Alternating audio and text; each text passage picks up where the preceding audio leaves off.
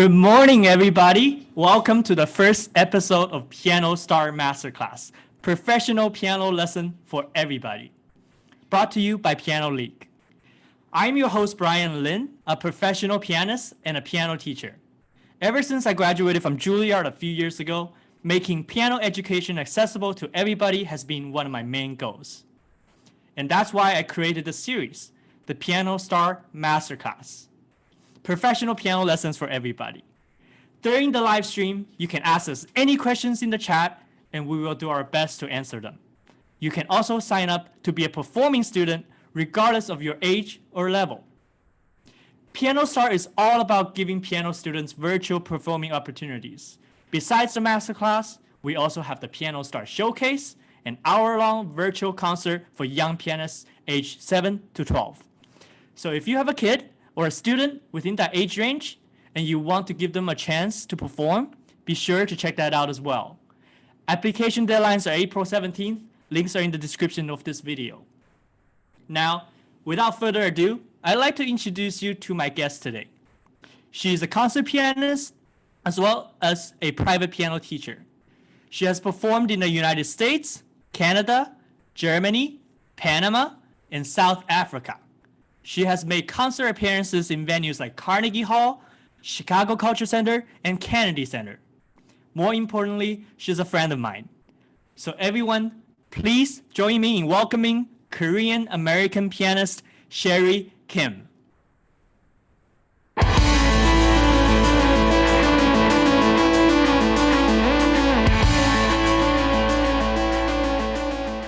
Hi, Sherry. How are you this morning? Hi, good morning. Good morning. Thank you so much for joining me. Of course. I'm really excited about this. All right, so just before we begin, I just want to tell our audience a little bit of what's going to happen today. So for the first 30 minutes until 11 a.m. or so, we're going to talk about our topic, obviously. It's the top 3 beginner books of the 21st century. And then, top 3 method book, I'm sorry. And then after that, we'll have an hour of masterclass where we'll have 3 lovely students, lovely performing students, and you will give a masterclass for everybody. So I just wanted to let our audience know.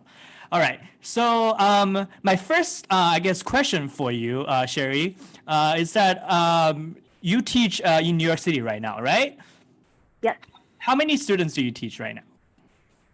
I have about 23 students, I believe, currently teaching. I know it's been weird with the current situation. So right now I'm teaching virtually, but it's over 20 students at this point. Oh, okay. So of those 23 students, how many would you say are beginner students or students who are still on the method books?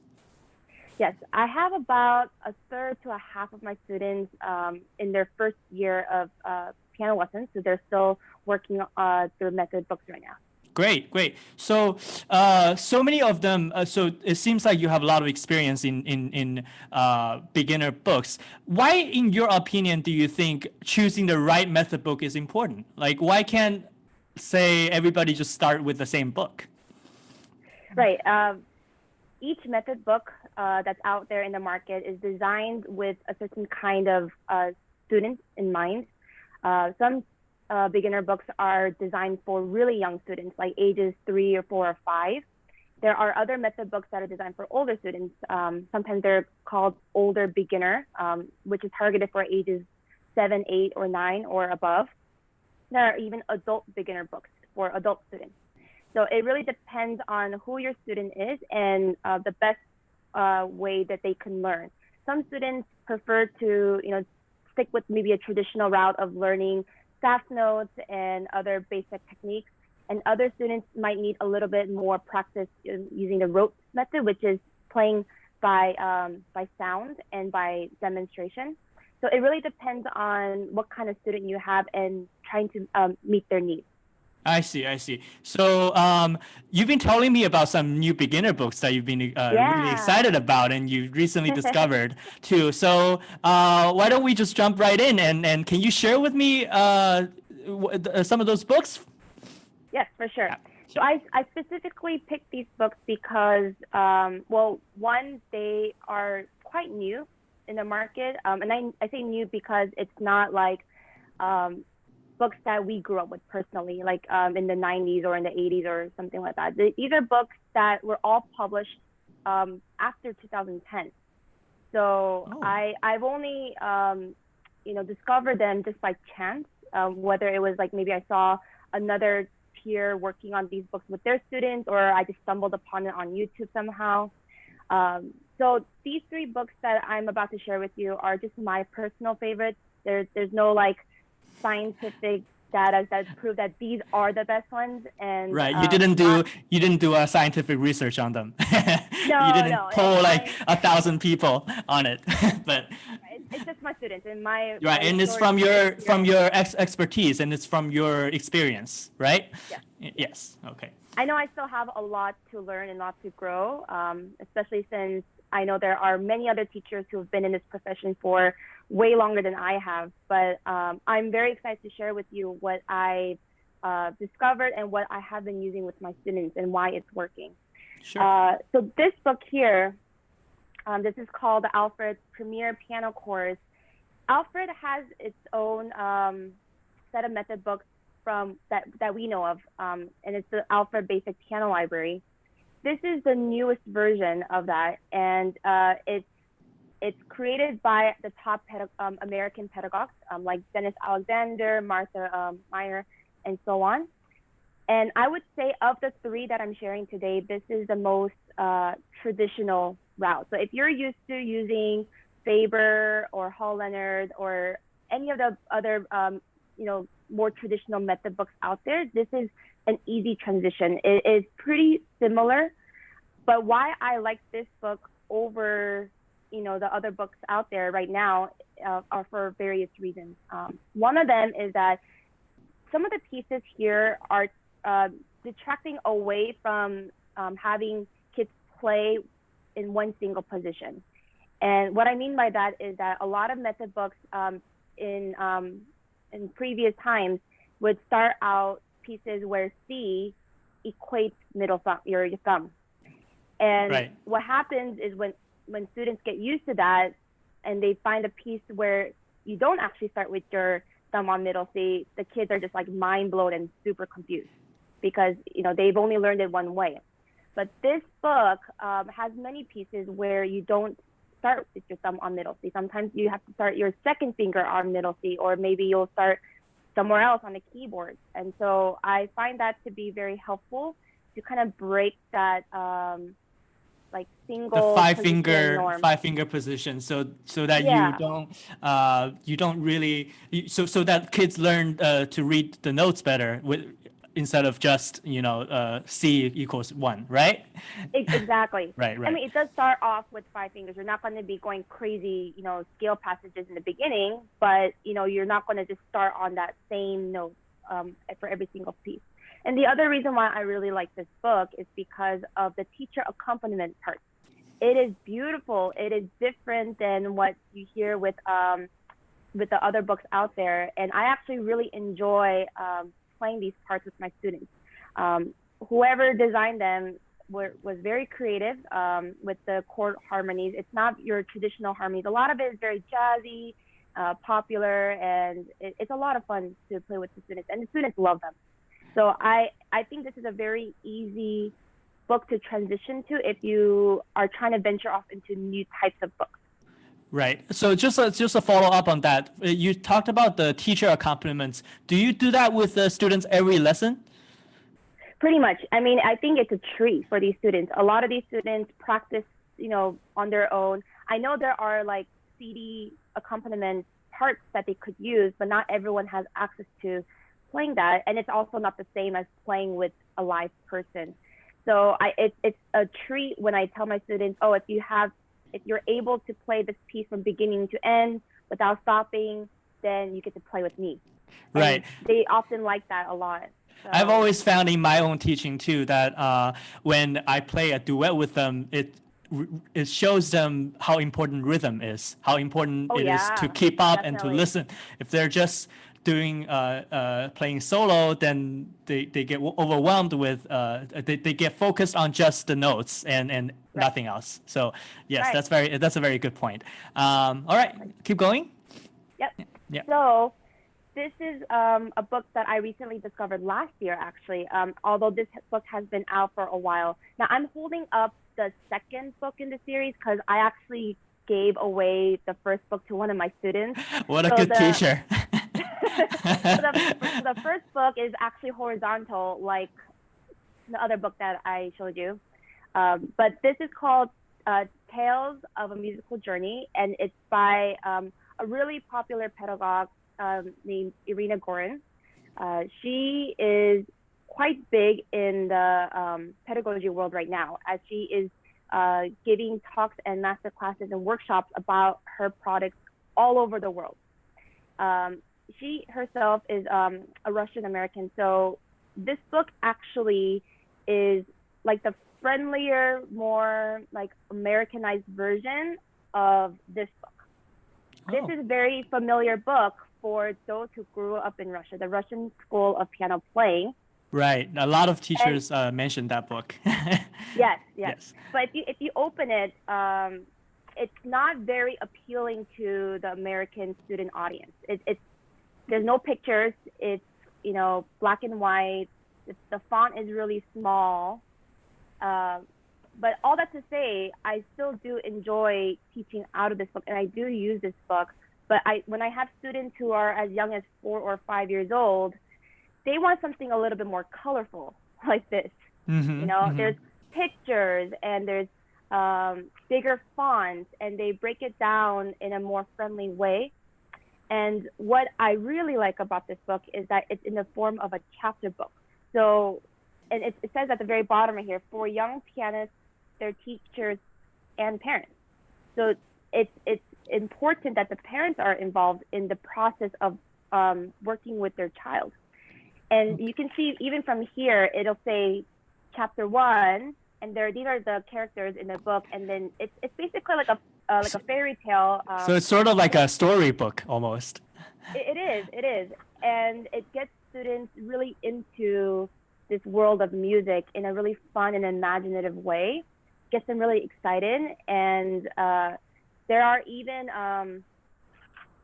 like little props that Irina sells on her website that you can have along. It's really cute. But what I also like is that she takes this book. A lot of the pieces in this book actually are in her own method book here, but of course, the sizing and the font is all different. I see. She breaks it down so basically to like it moves slower than the traditional book, which is great for students who might need a little bit of help like processing concepts.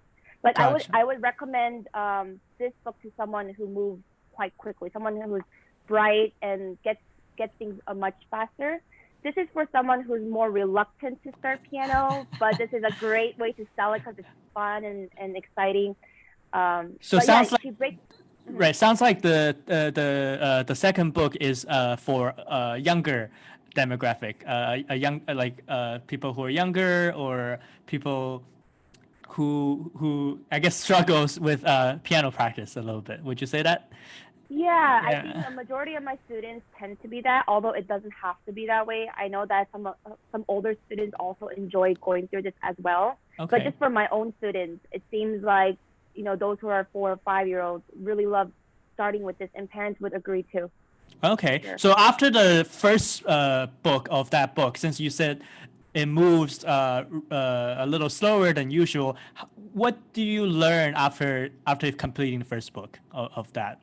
Roughly. So you learn to find A, B, C, D, E, F, G on the staff, and I'm just talking about the middle of the staff, like starting from like middle C and like a few notes above and a few notes below. You also learn how you learn basic rhythm, so like your quarter notes, your half notes, dotted half notes, etc. Basically, what a staff looks like: treble clef, bass clef, what a measure is, double bar line, repeat sign. That's pretty much it. And the pieces are quite small still. Mm-hmm. And do you get to? Sorry, keep going. Were you? Sorry for interrupting. No, it's okay. Yeah. I was just gonna say this book, the second book, ventures off into like slurs and staccatos and more notes on the sound. Gotcha. Yeah. And it also has songs in them, right?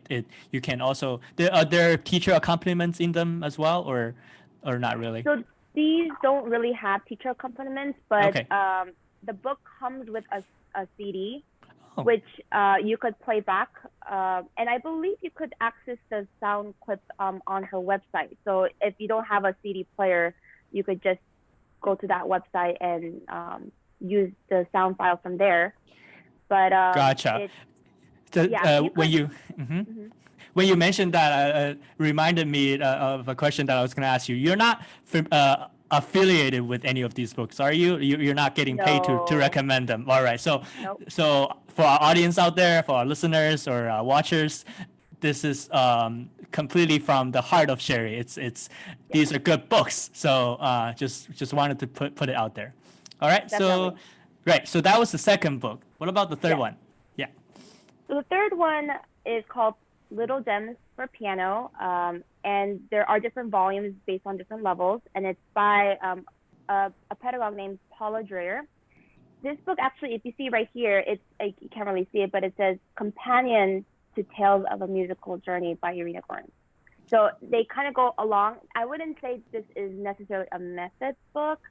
Like you don't really learn the basics like you do with the other two that I mentioned, but it's a great alternative route or supplementary pieces of music. This book is mostly about playing pieces by rote. Although they do have it all printed out, they've notated everything out here. It's just easier to play by demonstration and by listening. So let's elaborate on that a little bit. You said that it's notated already. How then do they teach you by rote? Does the teacher play first, or how does it work? Yes. So the book actually outlines specifically kind of like the steps that you should take, like a recommended steps. And the first step is for the teacher just to play the piece from beginning to end as it sounds, so that the student knows what they're going to be playing. Then the next step is to ask questions to the student about what are some like repetitive patterns that they notice. And when they are able to detect those patterns, you show them those patterns, and you work on it on the piano and have them repeat those patterns, and you do this multiple times until they feel confident about it. Then you add other parts, and usually the patterns are very similar to one another, so it's not like you have to keep learning from scratch. You kind of build upon the first pattern. Gotcha. And once they have a whole piece on which a lot of students can kind of put together within the same lesson, you could also play the like the teacher's part, which they have here as well. But what I also like about this book is that not only do students gain experience by listening and by playing by ear, but they also have a lot of detailed description on, like, it says like at the bottom, like, did you notice this, or creative suggestions for this. They also tell you to focus on technique that has been outlined in the Tales of a Musical Journey. Like if you're playing things smoothly or with slurs, how are you using your wrist? How are you lifting? How are you breathing? They actually mention stuff like that too. So technique is not non-existent. It actually is a very much part of this book. Okay. Yeah. Right. I just want to remind our audience that you can ask questions in the chat anytime you want, and we will try our best to answer them throughout, even during the masterclass section. And also, since one of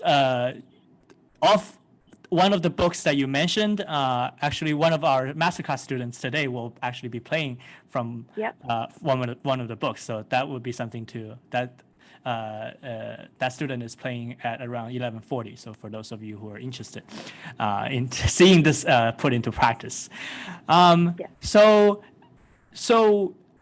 you mentioned that these books all do different things to students. What progress or what kind of difference have you seen in your students after you switched them on these books compared to other books? Well, one I would like to mention is just the teacher's sanity. I mean, as a teacher with many students, it can get very boring if you assign the same book to the same student for years and years and years. I mean, I can only handle playing the same pieces for so many times. So it's part of it is also for like, you know, making sure that the teacher has breadth, you know, being able to experience different types of books and different types of pieces with different types of students. But for my students personally, I found that they think about music a different way because of these books. Especially this one here, the Tales of a Musical Journey.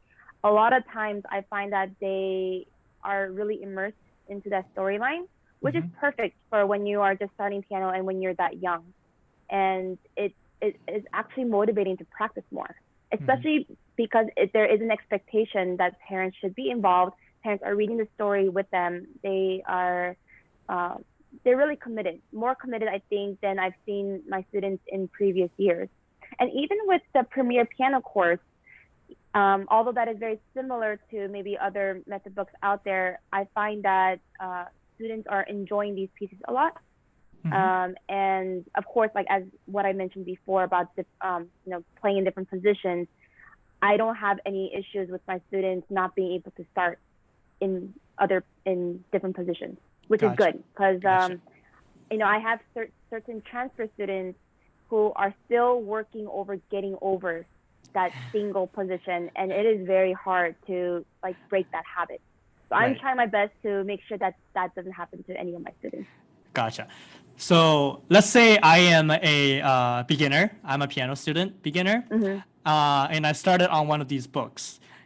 At what point do you think it's time for me to move on from method books? What, you know, is it a specific time frame, or is it, you know, by the time you get to a specific book? How do you decide when one leaves the method books and go into the real world, per se? Yes. So when you see a lot of introductory classical pieces, you have to assess what they already include. Like, are you playing hands together most of the time? Or do you have to know slurs and staccatos at this point? Most of the time, yes. How wide are the notes going on the staff? Like, how high does it go? How low does it go? When you assess that and see where your student is at in their method book, you have to see if making that jump is too far of a jump, or if it's just right. So I think that's one factor to think about. But another thing is that it really depends on the student's like willingness and readiness to move on. Because as we know, classical music is a lot more complicated than most other genres, which will require more practicing and more commitment. So if the student is willing to practice more and, you know, they actually enjoy listening to classical music, then maybe making that switch earlier on is not going to be a big deal. But if there's students who are more reluctant about practicing, and you can try, you know, sending them like one introductory classical piece and see how they handle it. A lot of times you just kind of learn by trial and error with your students, right? Gotcha. So yeah, I just feel like if they're more reluctant, then maybe I'll keep them on with the method books, because a lot of these method books have multiple levels, and you can go on and on and on with these books. Right. So it really depends on the student. So from your experience, on average, how long do you think? I know this is a very, very generic question, but how long do you tend to see them spend on these method books on average? Let's say half a year, 1 year, 2 years. What's a rough time frame? Assuming that you're practicing like a normal, like regularly. If you're practicing, let's say half an hour a day or so, what has been your experience? I think the average turning point into introductory classical pieces would be about a year or two. Okay. Year if they're more on the faster side, and 2 years if they're, you know, a little bit more on the slower side. I do have, you know, exceptions. You know, I have students who switch over in like 6 months or students who stay on method books for a really long time because they really don't practice as much as they should. So there are outlier cases, but I'd say 1 to 2 years is about the norm. Gotcha. So let's just summarize a little bit, okay? So in a method book, in any kind of method book, what do you think are the most important qualities of a method book that stands itself from the other method book? And from those qualities, how does one decide for themselves which method book they should use? Yes, I think some of the qualities that a teacher should look for is like just creativity. If there's a particular way or a method that is introduced, I would just look into that, just because while what we know from growing up is not always the best way. I think pedagogues are always developing new ways to introduce concepts to students. So I would look into like how concepts are introduced. The other thing is I would recommend looking into like what exactly is your focus. If your focus is technique, then I would recommend something like this book, because they really introduce firm fingertips or wrist movements in this book. Or if your main goal is to just get to be able to read music quickly and more fluently, then something like this has a lot of pieces in it. You could be using something like that. And honestly, if you know what you're doing as a teacher, you could possibly even combine, method books. You could kind of pick and choose what you like and almost kind of create your own curriculum at that point. Right. I've always told my students and my friends that it's almost really less about the books and more about the teacher, how you teach them. So the books are a great tool for you to use and to implement to complement your teaching. But after at the end, it's the teacher that feeds the information to the students. Oh, definitely. Right. Yes. Right. All right. So, one last question: are any of those books good for adult students? Do you think? Yeah, I think probably Tales of a Musical Journey is too slow and maybe too childish for an adult, in my opinion. But Little Gems for a Piano, their pieces are designed in mind for students to play beautiful recital pieces. It says right here, recital and rote pieces. So a lot of the times when you play in a recital, you hear the same pieces over and over again, but these pieces are, kind of like a new age style, beautiful, like movie type of soundtrack style of music.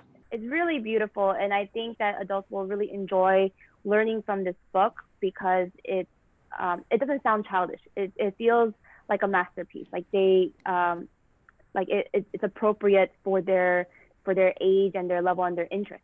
Gotcha. So for our adult audience out there, start with the Little Gem. All right. So I think it's about time. It's 11 a.m. and we're ready. I think our first student is in the waiting room of our meeting already. So are you ready, Sherry, to start the masterclass portion of this?